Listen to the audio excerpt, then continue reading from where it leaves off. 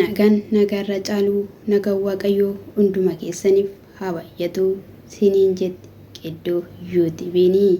Subscribe laayikii ta'uun na wajjiniin ta'a yoo jettu guyyaa har'aa seenaa ajaa'ibaa waan baay'ee nama gaddisiisu qabattee dhufteetti. Akkuma beekamu obboleessa tokko qabeenya qabaa magaa sana jechuu kooti.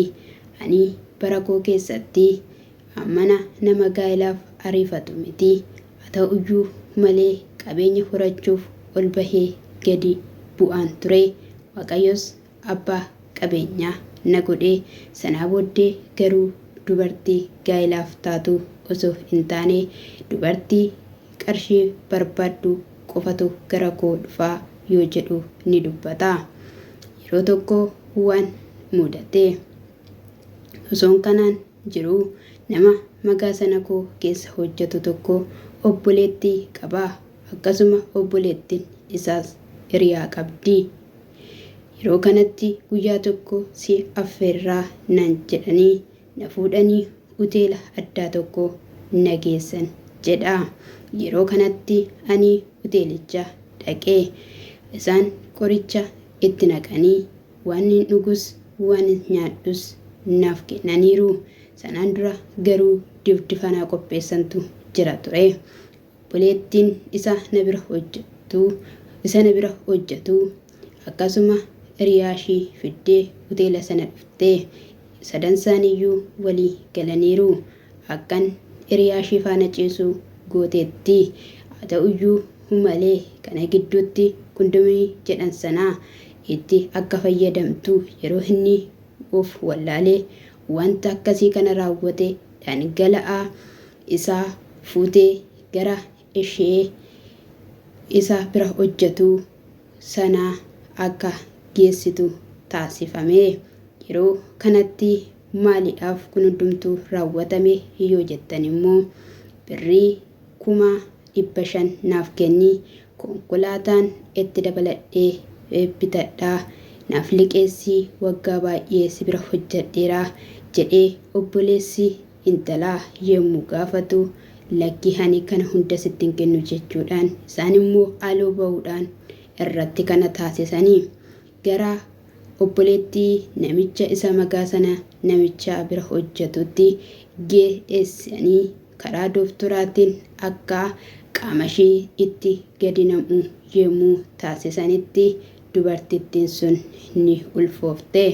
Yeroo kana keessatti Waaqayyoo kana nama oolchuu yaa dhaloota abaaramaa maaluma jedha laata rabbi gubbaa kana taa'ee laata. Yeroo kanatti geessanii gaafa dooftoraan itti gara isheetti dabarsanii ani siif ulfaaheera gaafa si affeerre sanaa akkasittiidhaanii ati nafaana akkas taateettaa ani immoo haadha mucaa ta'uu fi abbaa mucaa ta'uu fi yoo jettuun seenaa gaddaa qabattee gara namichaa abbaa magaa sanaa kana dhatte. Ani matumayyuu waan akkanaa dogoggores hin beeku sifaana miti illee nan beeka xiqqoo yeroo isheen nafaana manyitaa beetii galtu hiriyaan kee jedheeni lakkisitti fakkaateetu malee anuma faana turte jetteeni. Sanaa booddee gaafa maraan taasifamu mucaan kanuma isaa akka ta'e barame. Yeroo kana keessatti innis akkamittiin kun ta'a jedhee akka isaan qabeenya isaa hordoffii akkasumas immoo yeruma kaaniyyuu akka suuta jedhanii dudubbatan ni beeka waan ta'eef innis to'annoo taasisuu jalqabe. Yeroo kanatti bilbila ishee hatee bilbila ishee jalaa fuudhee gaafa bilbila ishee jalaa fuudhuu saaqee gaafa ilaalu akkas jedha bilbila ishee irraa.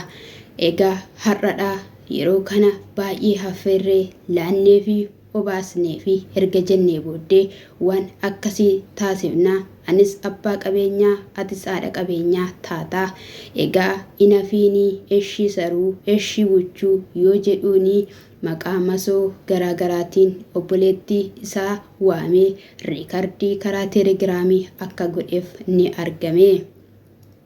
Yeroo kana keessatti inni waan bilbilicha keessa jiru hundumayyuu gara bilbila isaatiitti dabarsee eenyoo jettan abbaa qabeenyaa sanaa jechuu kooti abbaa magaa sanaa sana jechuu kooti. Isaan erga kana taasisanii booddee innis magaa sana bira hojjechaa kan ture. Egaa obboleessi dubartittii aminaan ulfooftee sanaa hojii dhiisee akka bahe ni yaadatama. Kana irratti yeroo kana akkamittiin kun ta'ee jedhee waan baay'ee shakkeef waan baay'ee yaadaa turee fi hordoffiin akka taasifamu taasifame. Yeroo kana keessatti kunoo akkana jedhaa anaa waan hin taane narratti xaxaxaxanii jedhee namoonni gara isaanii dhaqanii akka hordoffii taasisaniif yoo taasisu har'a himuu qabdaa akkamittiin akka kun ta'e jedhaniini poolisiin itti maramee poolisiin toora galee dhaabatee jechuudha. Yeroo kana keessatti dhugaadha qabeenya isaa barbaannaa hiriyaa kootuu akkasii taasisitii fidii gara kootti immoo karaa dooktoraa hin dabarsinaa nutis abbaa qabeenyaa akkuma inni ta'e hin taanaa. Yeroo kana ani haadha manaasaa ta'een jiraadhaa itti fayyadamnaa waliin yoo jedhuuni ishiin kana goote jettee dubbatte. Akkamittiin yaada akkana yaaduu dandeessanii yoo inni jaalala siif hin qabaanne akkamittiin namni tokko gaa'ela uummatee waliin jiraataa dhalli dhufu kunis siniif gaariidha akkam gootaa yoo jedhaniini hin guddisnaa mucaan kan saatii anuunan guddisa inni qabeenyaan naa gargaaru jetteeni du'een argama malee ani dabasin hojjattan kanaan sin hin gargaaru mootummaan nattaa faraduu akka inni jedhen ta'a malee ani xaxa kanaan waan akkanaa uumuu hin barbaadu yookiin immoo itti galuu hin barbaadu.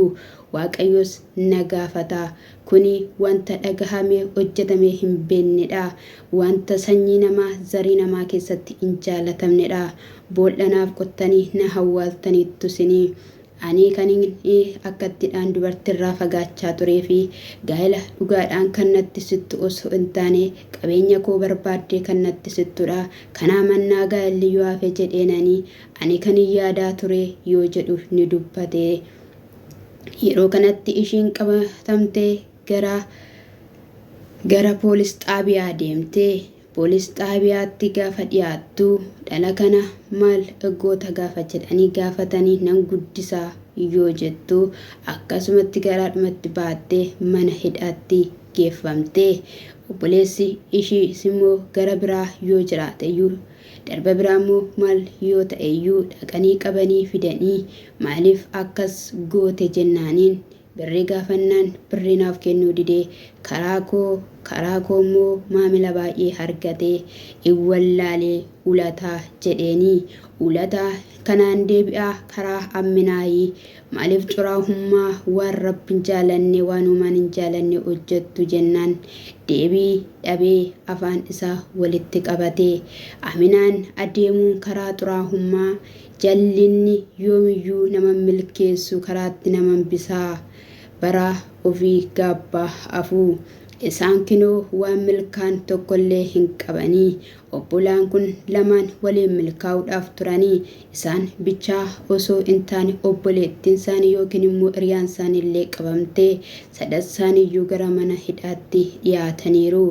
Ani du'een argama malee qabeenya koo tokkittiyyuu kennu jedheera abbaan qabeenyaa sunii. Egaa kana mootummaaniyyuu Omaa waan siniif godhu hin qabu siniin jechuun jaaladhaa namoota sadan sanaanii. sin fayyadamtoota osoo hin taane miidhamtoota taataniittu siniin jechuun jaaladha. Hiyyummaa irratti hiyyummaa, abaarsa irratti abaarsa ofitti fiddanii nu haa baraaruu dhaamsa kooti. Egaa namni kamiyyuu gaarummaadhaan gaarummaa mo'a malee haminaan gaarummaa hin mo'u. Haminaan wanti mo'amu yoo jiraate aminumadha. Iddoo YouTube kana subscribe, like godhaa. Nagaan siniidhaaf haa baay'atu. Shaaloomin siniin jedha.